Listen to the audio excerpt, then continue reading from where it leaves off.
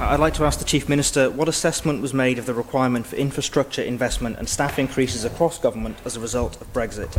What investment and staff increases have been made or are planned, and if you'll make a brief statement. Chief Minister to reply. Thank you, Mr. President. The Isle of Man's geographical location means that only very limited additional infrastructure has been identified as being required as a result of Brexit. There are relatively few direct transport links between the Isle of Man and the European Union. These are principally with Ireland, with some seasonal direct flights to continental Europe.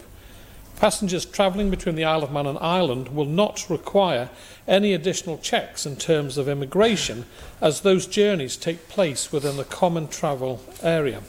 And there is very little freight that comes directly from the Republic of Ireland to the Isle of Man.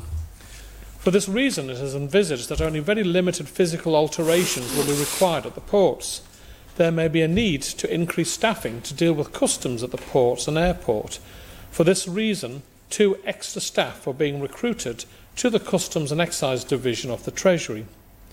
In addition, we also have a direct connection with the European Union through our postal service, and although it is unlikely that we will require change to the infrastructure at the post office, the new customs staff will be able to support this additional processing.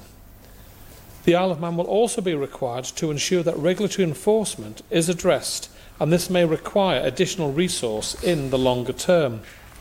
Finally, we have had to allocate staff to deal with Brexit in key departments, and some posts have been created on a limited term to deal with the immediate impact.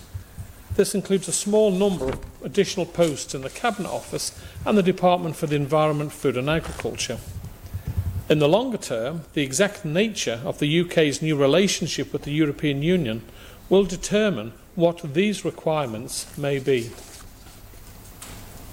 Supplementary, Mr. Hooper. Thank you very much. I'd like to thank the Chief Minister for that answer. He said a few times something like regulatory checks may require this, we may require investment, but he hasn't really given me any more information than I had before I came into this sitting. We all knew all these things may happen. It's a little bit concerning. The government's planning isn't a little bit further ahead. I appreciate him confirming that the Treasury has added 2 customs staff. I think the Treasury Minister provided that information over the summer in a written answer, but I appreciate him confirming that. Are there any requirements for any additional border staff or immigration staff to deal with those kind of checks as they come through? The other area of concern I have is he's mentioned that we don't know what some of these costs are. Have they done any kind of preparatory work for some of these new customs posts or customs checks that he mentioned? I note that the Brexit Fund has not had any money spent out of it in respect of development of infrastructure, so I'd be curious to understand how some of these changes are being funded. Given that we may be in a no-deal Brexit situation from the 1st of November, in 2 weeks' time, it's quite concerning that we're still not planning or actually undertaking any of this infrastructure work. Minister. Thank you, Mr. President. I'm happy to give some additional information on where the additional posts will be going. For example, DEFRA will be having, for Brexit, 2 limited term appointments, and that will be an environmental health officer reassigned to legislation and a legislation team.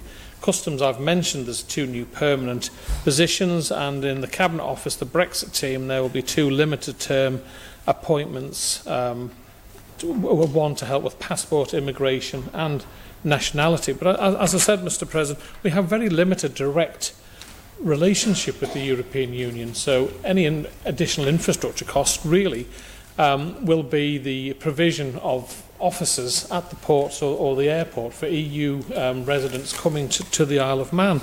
But regarding agreements, obviously, if you know, on all this is worst case scenario, if the UK leaves the European Union without a deal, then going forward there will be lengthy negotiations on what that new deal will be. And when we know what that new deal will be, and if we have to extend the contracts of the people that we've taken on purely to get us over the line with Brexit, then we'll have to do that. But if I go out and recruit an extra 20 people just on the off chance that Brexit's going to happen, you can bet your bottom dollar Ms Edge here will hit me with a question on extra staff being employed by government and what am I doing about it. So we're treading a fine line, Mr. President, where we're trying to be as responsive as possible and take as many actions as we can sensibly take without spending significant amounts of taxpayers' money on something that may not be needed. And I would have thought the Cabinet Office especially would be getting praise